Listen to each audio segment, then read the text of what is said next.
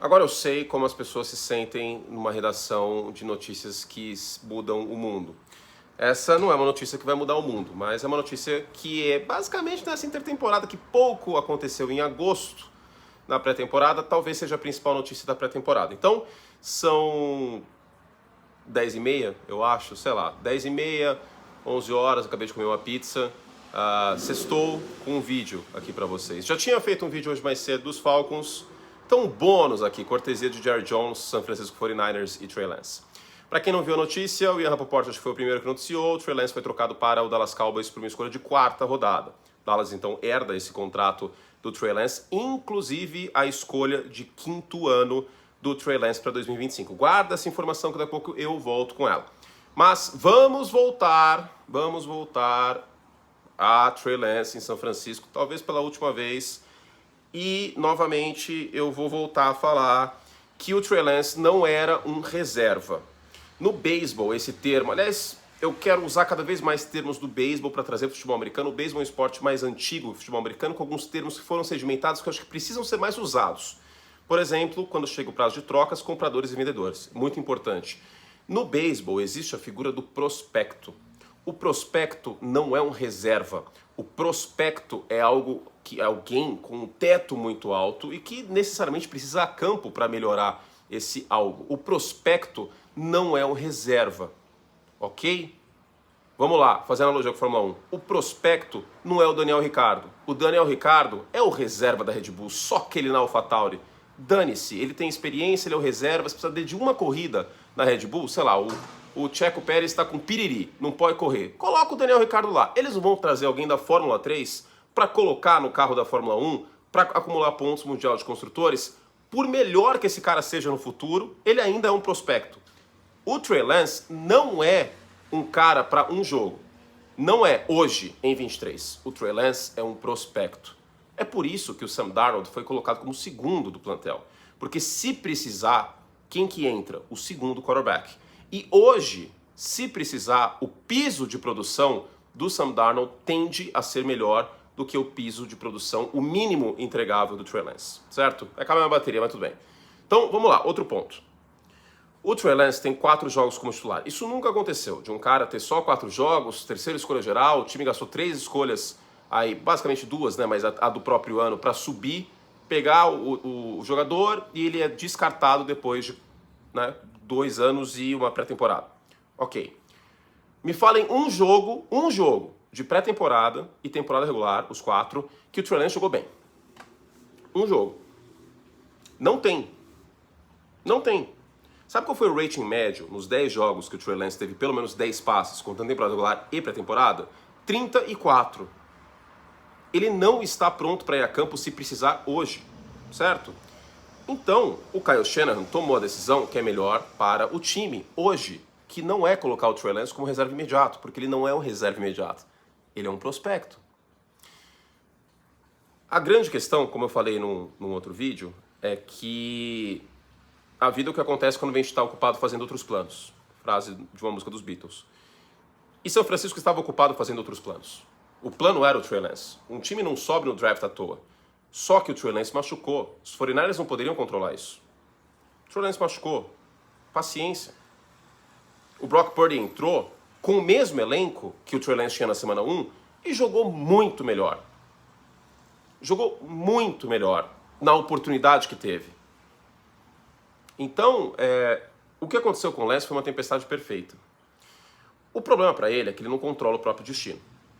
E aí ele foi trocado para o Dallas Cowboys. São Francisco acerta em trocar? Aí que tá. Aí que tá. Não tem como a gente julgar isso. Sabe por quê?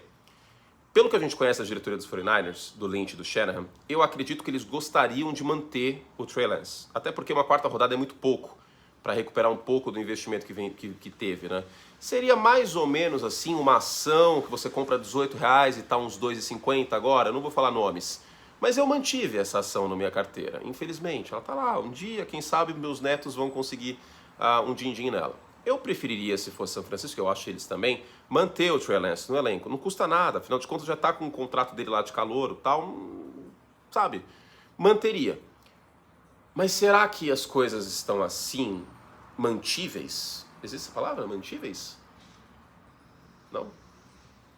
Não existe, ok. Daria para manter essa questão? Eu não sei. Vamos lembrar o dia que o Trey Lance soube que ele foi nomeado como terceiro quarterback.